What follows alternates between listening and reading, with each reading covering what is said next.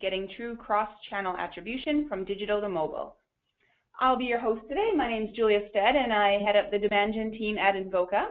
If you've got questions at any time, please don't hesitate to go ahead and enter them directly into the chat window in GoToWebinar. We will be saving some time at the end for Q&A, but keep them coming as they come up. So today we're going to be taking a look at some of the complexities of cross-channel attribution. We'll be discussing some of the key considerations that you need to keep in mind for mobile advertising. And then we'll be taking a look at how you can leverage integrated technologies like Invoca and Cake to solve for the attribution gap. So I'll go ahead and introduce our panelists today. First up, we've got Eric Charles, who's the Director of Product Marketing at Cake. And then we've got Paul Rudwall, who's the Senior Product Marketing Manager at Invoca. So Eric, welcome, and do you want to just tell us a little bit about yourself? Yeah, thank you very much. Again, my name is Eric Charles. I'm Director over at Cake. Been working in digital marketing and marketing in general for a couple of decades now, actually. Got started with old school direct mail, moved our way up to personalized URLs, then into online marketing, and finally into this full concept of the multi-touch attribution style of things. My background has always been in whatever the latest technology is, how can we leverage it for better brand awareness, better sales, better visibility of the company and the product. It's been an interesting journey over the last 20 years. Great. Well, thanks again for joining us today. And Paul, why don't you tell us a little bit about yourself? Great. Thanks, Julia. My name's Paul Rudwall. I'm on the product marketing team here at Invoca. Been here for about a year. Before that, spent several years in sales and marketing at a company called Responsus, working on email, display, and mobile. And so really excited to be here at Invoca and talk more about how we can help marketers with their attribution. Great. Thanks, Paul. So at this point, we'll go ahead and dive right into the content, and I'll let you guys take it away. Great. Thank you very much. Appreciate the introduction. I wanted to start basically at the top. $137 billion is spent on digital marketing on an annualized basis. It's actually pretty scary when you look at that number and you realize how much that is. If you compare that to just like how much we spend in the U.S. just say on Medicare, this is a scary number. But most people have truly no idea how well it's working or where it goes. I mean, you can think, just going back to the Super Bowl, we got March Madness coming in. People are going to be buying a lot of advertising on the various sports networks, but they're not going to have any sort of a trackable system. There's a lot of display advertising that goes out, but nobody actually knows how well it works.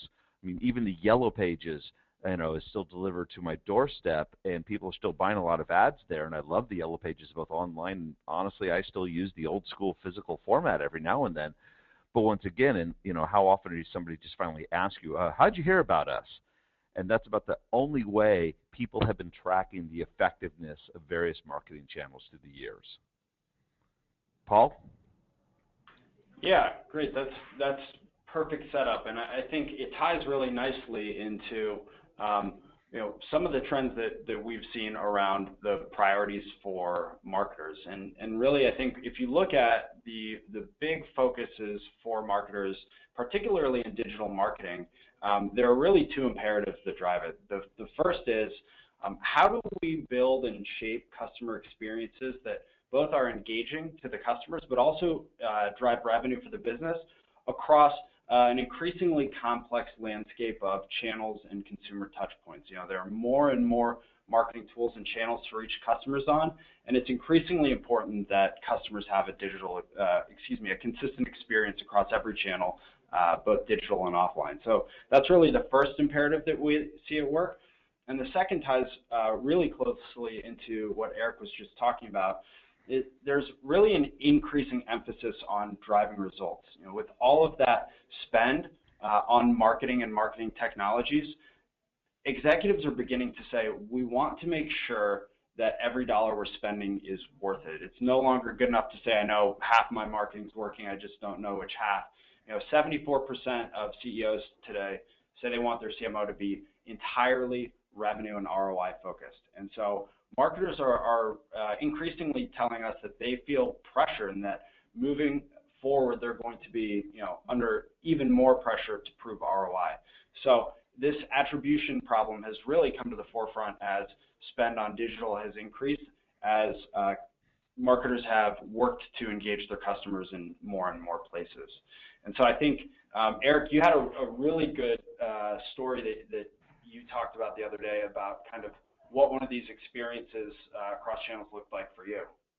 Yeah, and it's interesting. I actually am going to back up a little bit out of the marketing side of things. So I spent the beginning of this week at VentureBeat's Mobile Summit. Fantastic meeting with some of the top digital marketers from some of the biggest enterprises across the country.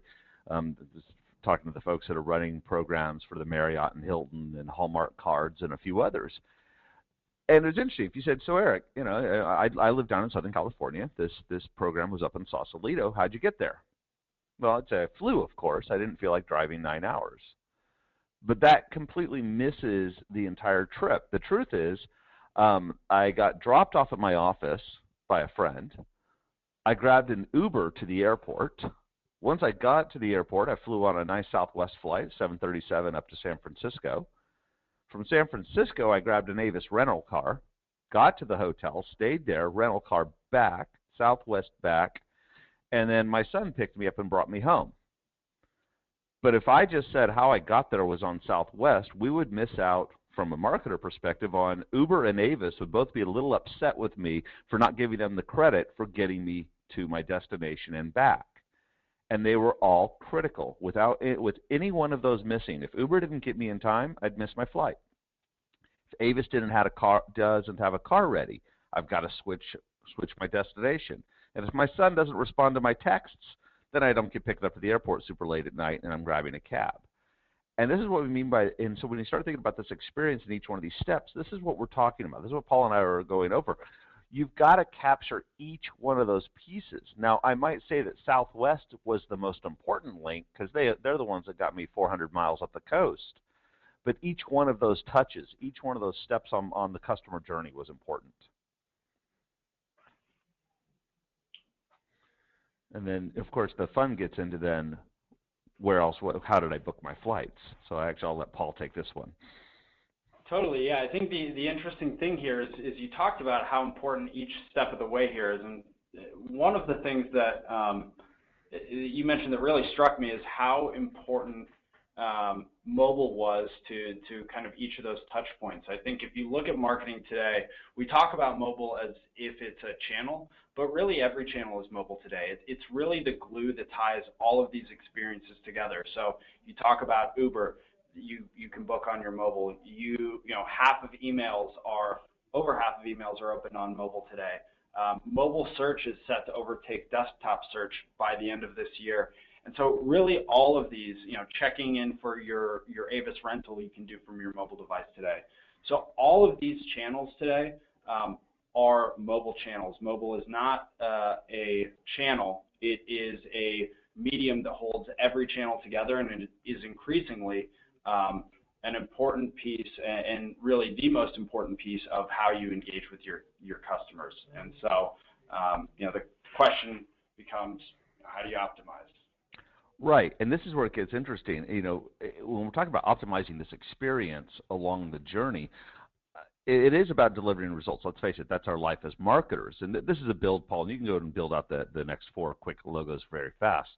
So this is everything from jumping on my phone, looking at something. And I might do some online shopping. Timeliness of the information is critical to me, not just timeliness of the information delivered to me, but from a marketer, I like to know what time people are looking at the information. Knowing that mobile apps are being looked at early in the morning as people wake up, they use their phone as their alarm, they open it up, they jump onto Facebook, they see a display ad, and they click on it. And then later they might go to the office and open up their computer, and they're sitting at their desktop, and they remember that ad that they clicked on from the display ad on Facebook, and they go to the company and they make a purchase. That's a little e-commerce step. And then later, we as marketers are going to sit there and we're going to start looking at all of this. I mean, this is a very disjointed customer journey. And if at any point in time we lose the tracking and lose the attribution, we're going to lose the knowledge of where we should be spending our money. If I don't know that people are looking at my ads at 6 a.m., 6:30 in the morning on Facebook through a display ad, I'm not going to capture it. If I don't know that that eventually drove someone, say, picking up a phone and making a call, we're going to lose out on that as well. And this is what I mean by all these different steps. Think about the last purchase you made and how many different devices you may have used. You may have used your smartphone, your tablet, your work laptop, and your home desktop computers. Each one of those is a separate channel in the sense of a separate technology device. You may have looked at an ad on Facebook, looked at it on Twitter, done some search, picked up a couple display ads, and even seen something linked to on a blog. Might have been a little write-up that you read that, by the way, also had a little advertisement or a trackable link on that publisher's site that drove you back to whichever product you're buying. You got to see all of that. That is the full picture. It's what I'm kind of call the gestalt of an entire digital marketing world. You have to get the entire picture, or you're going to miss something. Totally, and the good news is there are more and more technologies out there to really help you do this, both from an engaging perspective, right, an outbound message delivery perspective and a customer engagement perspective, but also a reporting perspective. There are more and more tools to manage this life cycle, to manage all of these touch points. But Eric, you hit on this a second ago. It can get really hairy when it comes to figuring out who did what and on what channel and how much revenue you should attribute to each touch point. And so if you look at sort of the confidence level of marketers, it's gotten worse and worse over time, to the point where only 13% of marketers say that they're really confident in their ability to manage the performance across marketing channels. And this is problematic because there's a ton of demand from consumers to engage on these offline channels and these experiences. And marketers know, right? They would spend more if they could figure out where to invest. 93% of marketers say they would spend more on cross-channel if they could measure mobile experience or performance in particular. But that's just been a really big problem. Yeah, and what this results in, this is an interesting survey of some online retailers. 82% had no idea of all the steps a customer took before making a purchase. And you can couple that with some of the corporate executive board information that they've looked at. And so this is internet retailers for, say, business to consumer. Let's say in business to business, CEB has come out and said, 60% of the purchasing journey is made before someone ever converts and identifies themselves to sales. As in, you don't know who they are while they're walking down this marketing path. I mean, once they identify, once they enter their name, an email address, a location, you now know who they are. But can you back up and look at, that's great, but how did we get them? So this is the problem. Retailers have no clue. And so where do you see this fitting in? Like, this is a lot. From your perspective, where is the best place for marketers to get started? So the first step is attribution. And attribution is a fancy word, and most people don't even know how to properly apply it, admittedly. And attribution says, give credit where credit is due. It's interesting. I've been working in several different companies, and one of my favorite battles in marketing is who gets credit for that closed deal. You hit the end of the quarter, everybody's celebrating a few big deals, and you open up the CRM, and what do you see? You see a mess. What you suddenly get is, it's the first touch. Hey, we scanned their badge at this particular trade show, and therefore that's all the credit. And then somebody else says, yeah, but they finally became a prospective customer when they sat in on a webinar. That gets all the credit. And then I'm sitting in the back of the room going, hold it. The whole reason they came by our booth is because of the display advertising that I purchased on Twitter, and that they've been following our tweets and reading our blogs. Well, how do you know that? Well, because I can, actually track some of the attribution. So attribution is all about looking at each one of those steps and backing up and saying, okay, Twitter is free, cost me an employee to post stuff. Twitter advertising costs me a little bit more. My blog that I host is another price. LinkedIn ads are another price. And if I get 7, 8, 10 touches before the person even identifies themselves, that's one step of attribution. Then we're going to have the other attribution of the stuff they did after they identified themselves and taking it all the way to the close. And that's what I mean by attribution. You've got to look at every single touch, or what you're going to do is you're going to cut the budget for an entire channel that was actually working for you. Awesome. And so as this relates to mobile, over the course of the conversations, I think between us has been interesting. It feels like we kind of really boiled down how to develop a strategy in a couple of different ways. I mean, there are a number of different ways when you're thinking about mobile, but I thought you summed it up well when you said, one way to look at mobile is kind of like a small computer. Can you talk a little bit more about that? Yeah, absolutely. It's kind of funny. I mean, I think back to my original old flip phone. I was so happy to have it, when I had about 25 minutes of talk time on the battery, and I was being charged an insane amount of money to use it, to what we have now. I'll admit I carried the iPhone 6 Plus because I realized that I spent so much of my time on my mobile device looking at emails and surfing the web. Actually, I'd say my phone is 80% a mini computer. Well, let's talk about that, the joyful challenge that brings into the marketing, which is one, Android and Apple pretty much own most of the marketplace for all of that. Pulling that data together is an interesting challenge, especially because some people are using, the mobile web browsers. I've got Safari and Chrome running on mine, but they're also using the apps. I use the Facebook app and Facebook Messenger on my phone. I don't log on to Facebook from my phone. I use the LinkedIn app. I don't log into LinkedIn from Chrome on my phone.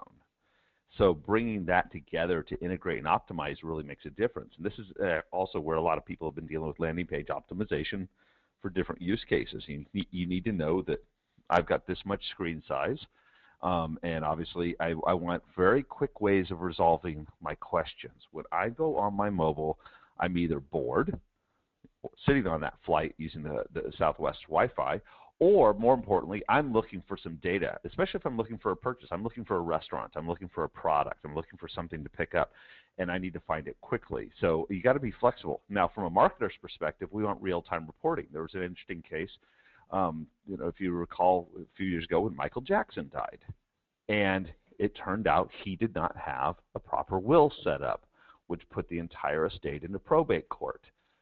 That triggered, you need to be on top of that if you are, say, a company that provides legal reporting or legal documentation, or a law firm to capture all the people that are suddenly realizing that they don't have a will.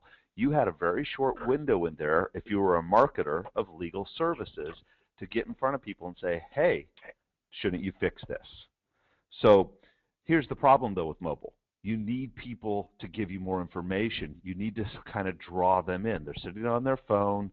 How do we get to draw them in? And if you come into the next slide, it's an interesting perspective that we have, because what I'm talking about here is people will give up personal data if they get perceived value.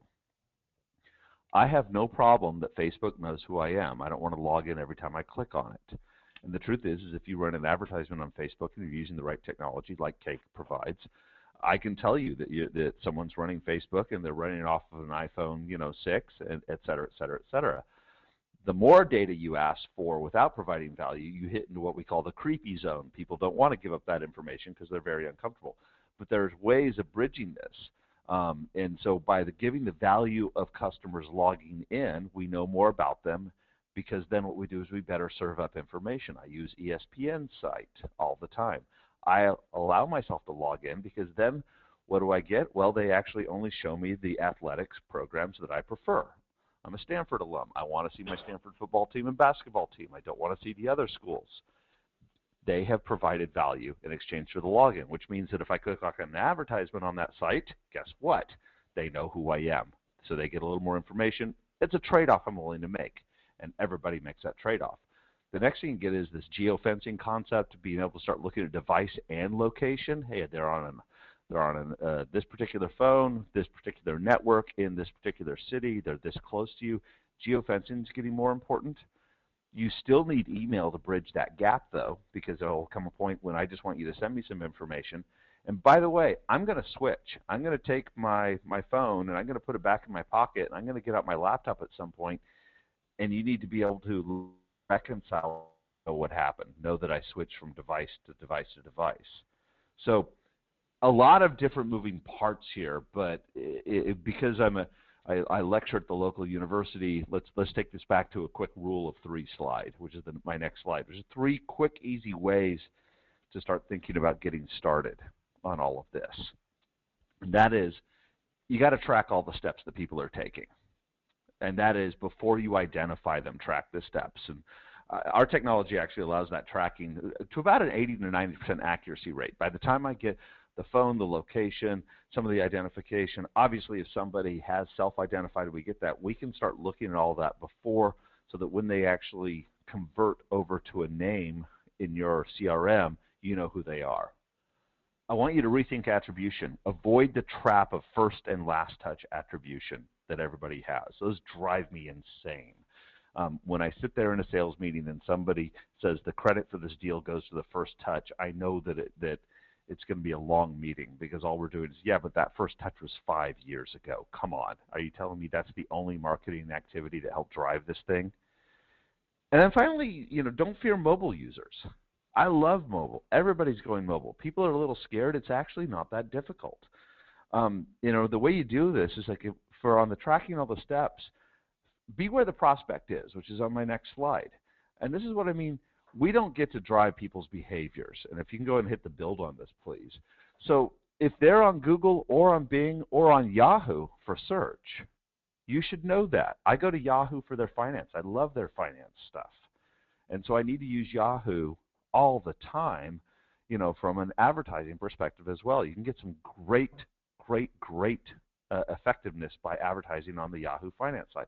Social, it's Facebook, it's Twitter, it's LinkedIn, it's Pinterest, and I don't know what it's going to be tomorrow. It might be purchasing ads on WhatsApp or Snapchat. They're going to start pushing a few things. I heard MC Hammer speaking on Tuesday about the ability to push some of his music through some of the messaging apps. Use the displays like the DoubleClick and OpenX for ad placement. Use different mobile strategies, grab video, and even affiliates. Know where your affiliates are placing it. So once you get all this is what I mean by rethink attribution. So I brought up a couple examples in this next slide. Do you give 100% to the first or to the last? Do you do it linear? Is it time decay? Time decay is very, very interesting. The idea being that the longer it's been since the first touch you might have, and let you really understand. But to do that, you've got to be doing the numbers. Marketers can't afford to ignore math. We all have to be getting a little deeper into this. And then the last bit, and this is why Paul and I have been talking so much, is you can't lose the trail when someone grabs their mobile device. You've got the mobile web, there's native apps, and there's tons of SDKs. We offer an SDK so that you can actually track people if you're developing your own app or some of the others, so you can see all of this. And then start tracking all the scenarios. I mean, that's the install, the in-app purchases, and things like that. All very doable, that will then also help you cross from platform to platform to platform. The final bit from a marketer is, this is the screen that I look at every morning when I come into the office. And this, I've hidden a few bits of information so you don't quite see exactly what I'm doing. But where I'm filtering my content, I'm looking at what's working. What's coming through my affiliates, through my display ads, search, email, mobile, etc. What's driving my business? How well is it working for me? So that's how I think about mobile. But here's the funny thing. I've been saying mobile all day. I've been saying mobile device. I've been talking about all these apps and all these browsers. And I laugh. This is actually what triggered a conversation between me and Paul. There's still telephones.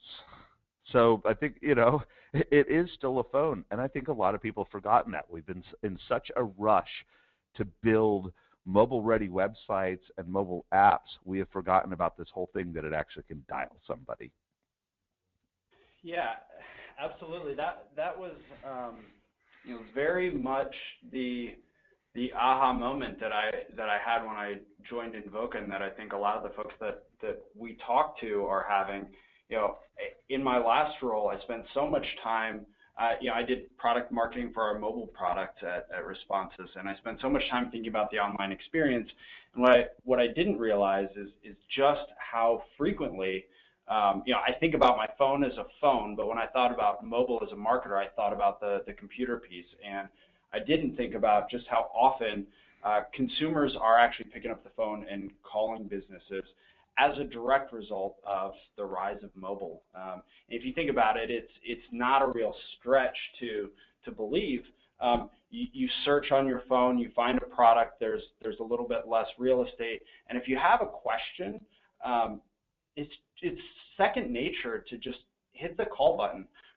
What's more is customers still want a human connection. Of course, they're increasingly interacting on digital channels, and that's hugely important. But it's also important not to lose track of the site that people do just want to talk to people. And so this is, I think, a really interesting sort of graph that shows just how quickly mobile calls have been on the rise over the last few years. So just between 2011 and 2014, the number of inbound calls to businesses has increased by over 350%. So far from being on the decline as kind of an old school channel, it's actually continuing to be a critical touch point in the customer journey. And so you can, that's exemplified in the fact that over 70 billion calls are going to be placed to businesses by 2016.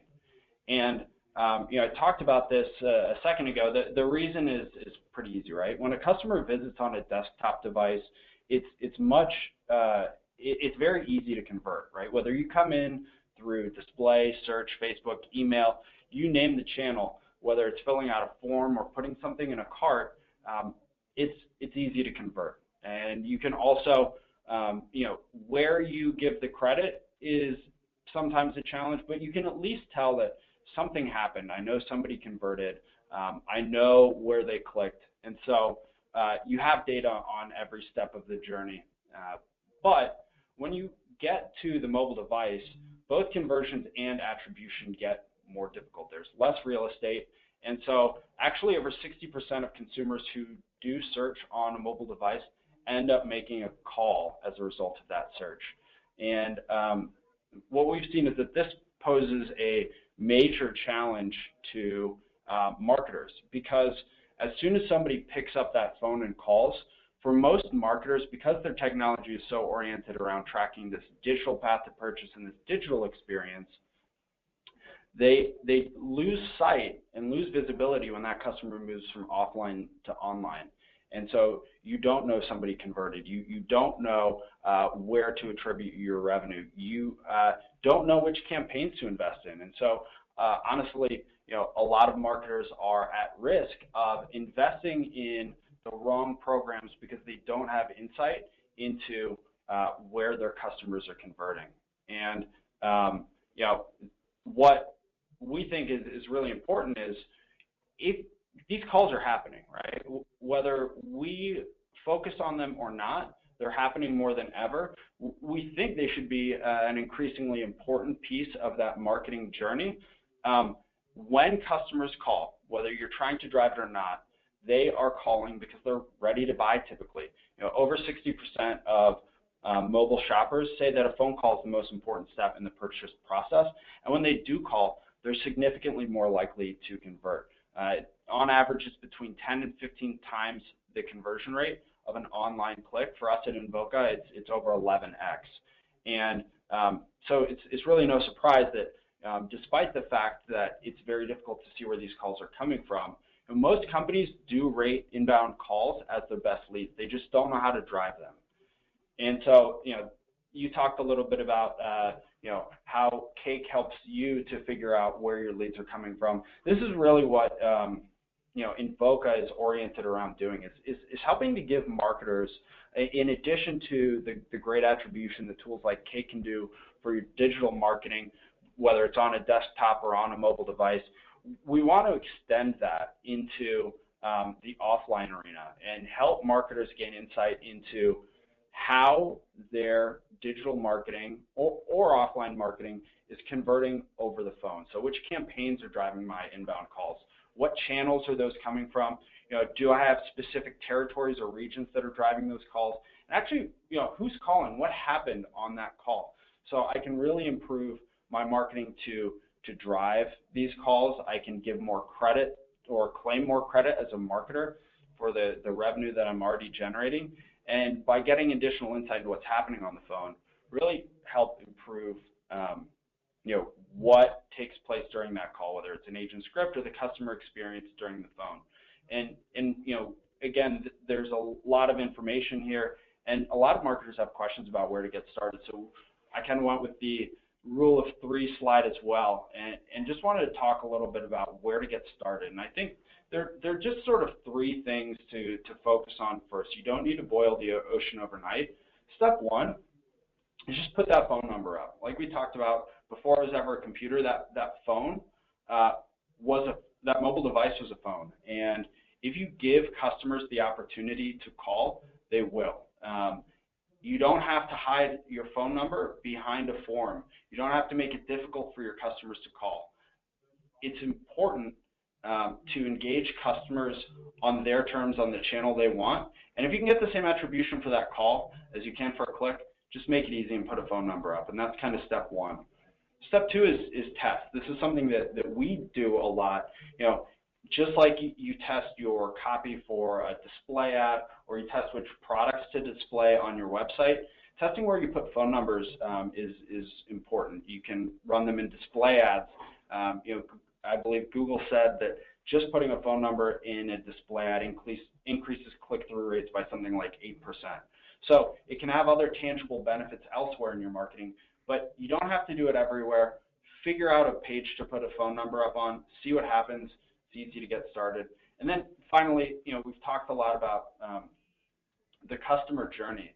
And as I said, we think calls are critical. We also appreciate that they are just one step in really a broader customer experience. It shouldn't matter whether that conversion is driven by a phone call or a click on a performance campaign or a click on a search campaign. What you want to do is, before you really begin investing heavily, start thinking about what does our customer journey look like. And what that will help you do is inform potentially where to put those numbers, what technologies do you think about integrating, and also, to Eric's point, sort of how you build out your attribution model. So those 3 things: put a number up somewhere, test where it goes, and then think about how that relates to the broader customer experience. I think are 3 things that we see help marketers kind of get started. And I think I don't want to forget that I mentioned this a second ago. If you do want to create an integrated experience, it really means you have to have integrated technologies. And so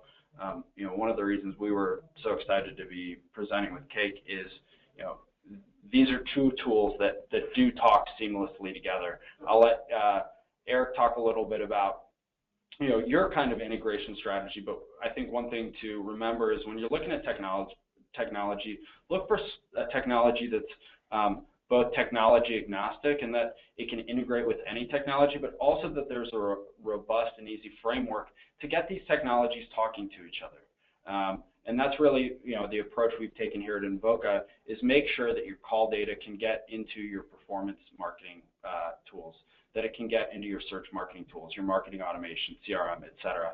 And I know, Eric, you guys have taken very much a similar approach over at Cake.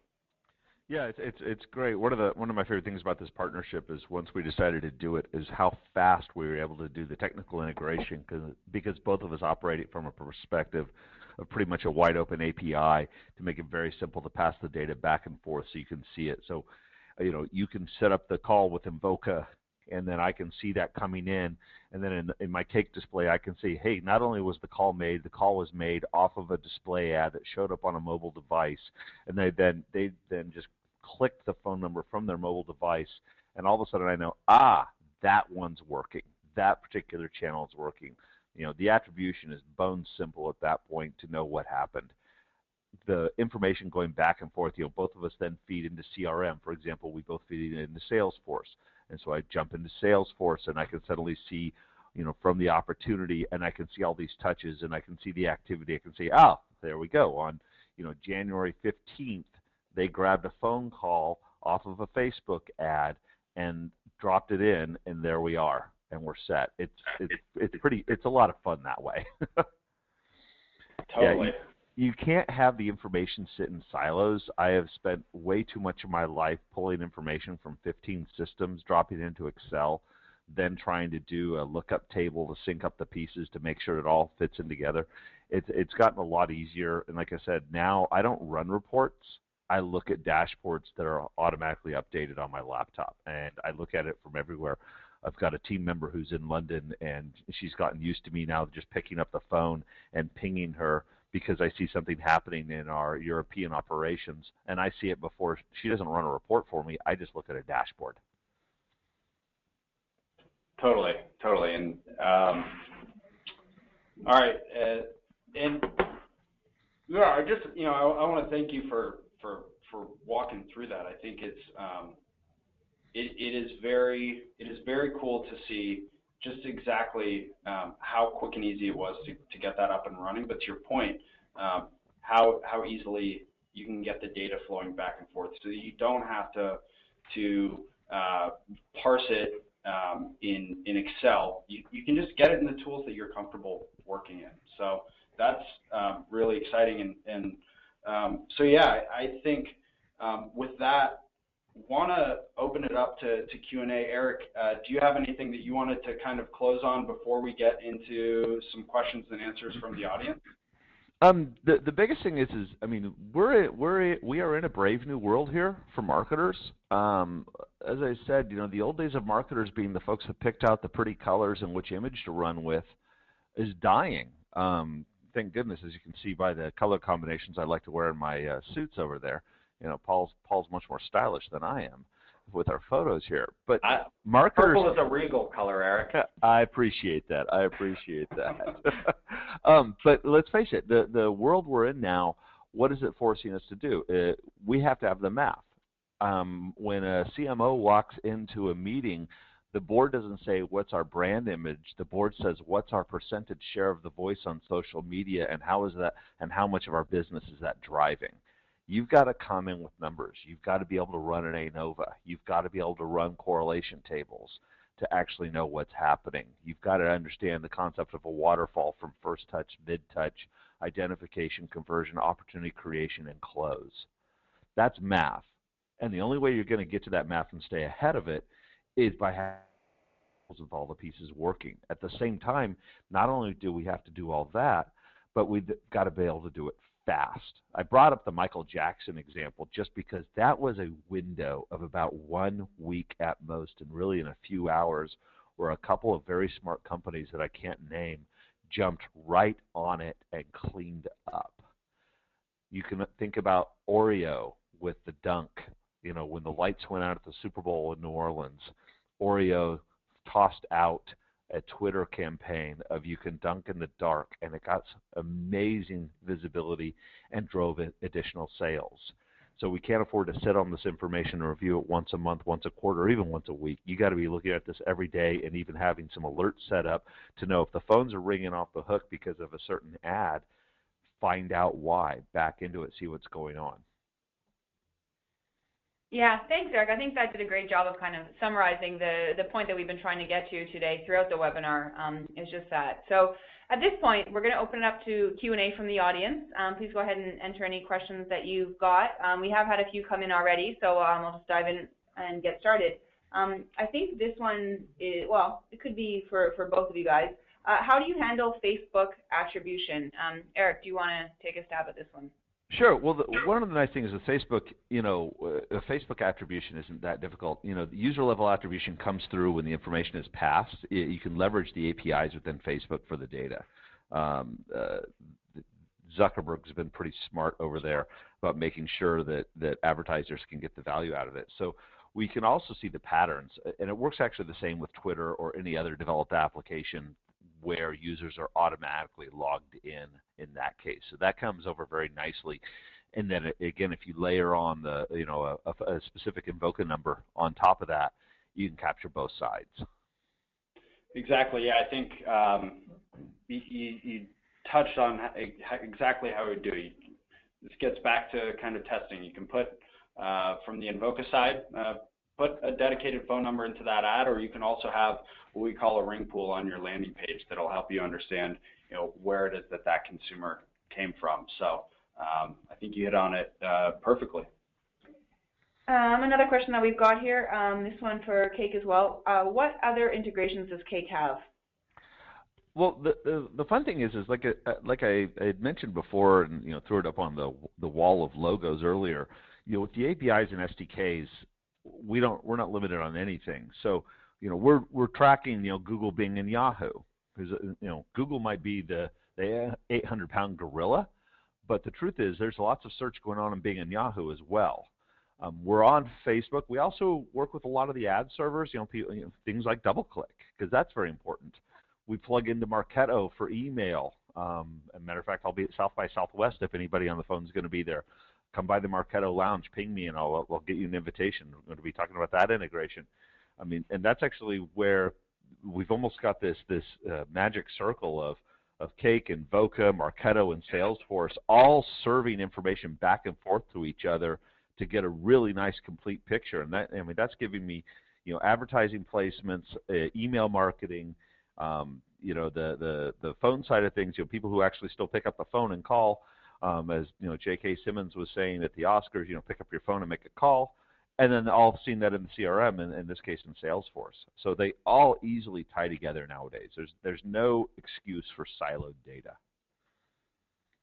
Exactly. Yeah,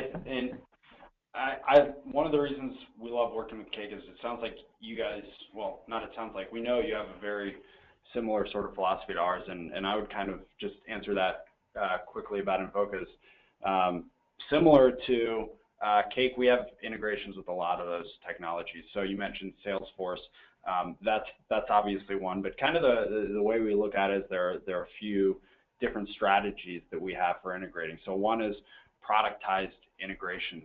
So tools like Salesforce, tools like Turn, tools like bid management systems, for example, Marin or Acquisio. We've got productized integrations that you can sort of click a button and easily configure and get it up and running quickly.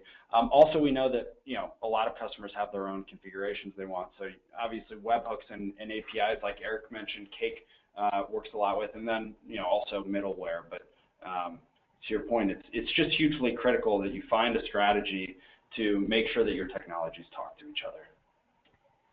Great. Another one. This one looks like it's more for Invoca.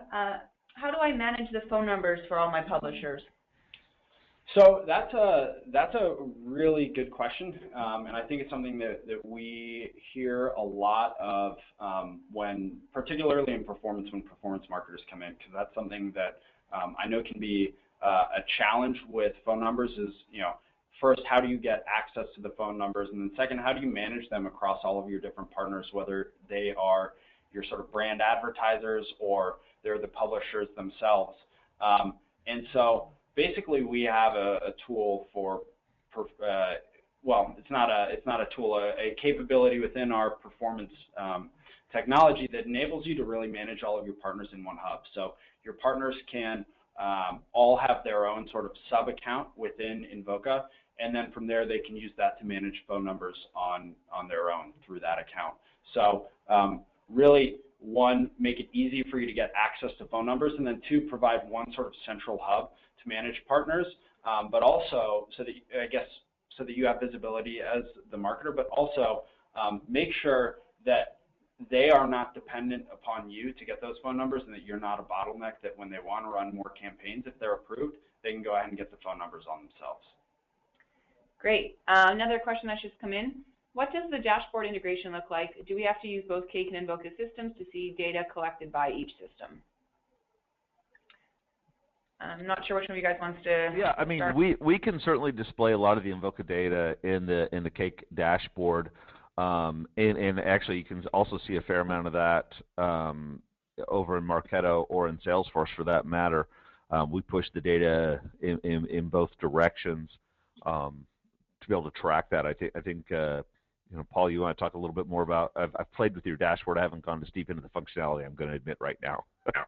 Yeah, no problem. So, as I understand it, primarily what we're going to show in the Invoca platform, we can pull in a ton of different data. Most of the time when our customers are using our reporting, they're doing it specifically for calls. So who called, what campaign drove the call, and what happened on the call. And then typically it's being pushed into other technologies. So most of the time, as I understand it, our customers would be looking at it within Cake or within their BI tool, and looking at the call data within Invoca. But we can send data both ways. Great. So we've got time for one or two more. Here's one more. I do most of my promotions via paid search. Do I need specific phone numbers for each ad? The answer is you have options there. So you can configure it so that you have a specific phone number for each ad. You can also have it so that when they click through on the ad, they come to a page that's going to dynamically populate a number. But there are, there are a number of different approaches our customers take to managing their phone numbers and attribution from, from display. So short answer is you've got options. Great. Another one here that came in for Cake. What channels does Cake handle? The answer there is yes. I mean, it's email, it's social, it's pay-per-click, it's display on mobile or desktop. It can be channels that have, with advertising that's been placed directly by you as an advertiser or by an affiliate, leveraging some of those network affiliates out there. Different blog sites and other publishers are great sources of traffic for a lot of us. When you're chasing thought leadership and putting it on somebody else's site can actually drive some better bits and pieces. So we're pretty open to almost any place on the web. Don't really care if it's mobile or desktop, and being able to track it. Great. So I think we're going to wrap up the Q&A at this point. If you do have additional questions, we've got contact details of both Eric and Paul there on the screen, so please don't hesitate to give them a call or shoot them an email. We will be sending the full webinar recording along with the slides to everyone in the next day or so. So thank you all for joining us today, and have a great rest of your week. Bye. Thanks for hosting. Thank you.